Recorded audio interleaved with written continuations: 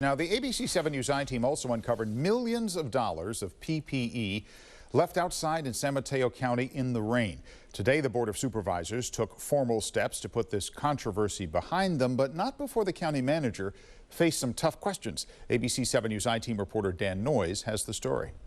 County Manager Mike Callaghy faced the San Mateo Board of Supervisors today about all that personal protective equipment purchased with your tax dollars and left out in the rain. When did you find out about this? That we had this vast amount of. Yeah. When did you?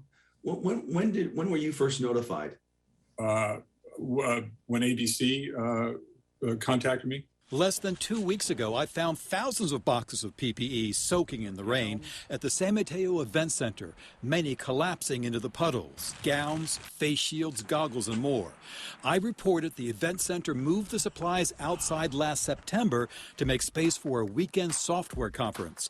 But the boxes remained outside through several torrential downpours. We are now looking into how this occurred, and I can assure you that I'll be putting policy and procedures in place to make sure that this never happens again. Clearly, there is still confusion about what I discovered, even among the board members.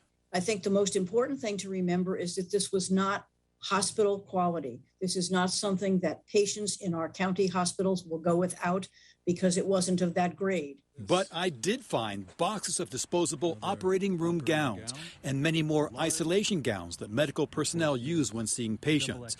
Pallets upon pallets of them. All this paid with your tax dollars.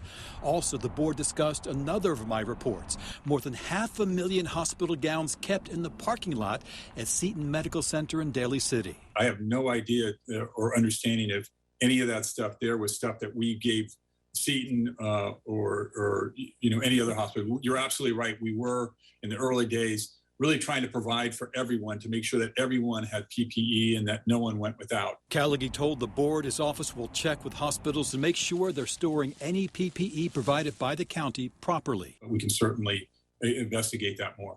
I appreciate it. I think we have the best intentions, right? We have the best intentions in trying to get that PPE out. I guess what's disappointing is sometimes with the best intentions, there's system failure, and the system has failed us. Finally, the board voted to allow a nonprofit, the Wine Country Marines, to bring their connections and expertise to salvage what they can and donate PPE to legitimate groups working in the community. 90 groups have responded so far and will pick up the supplies starting on Thursday. Oh, what a mess. For the I-team, Dan Noyes, ABC 7 News.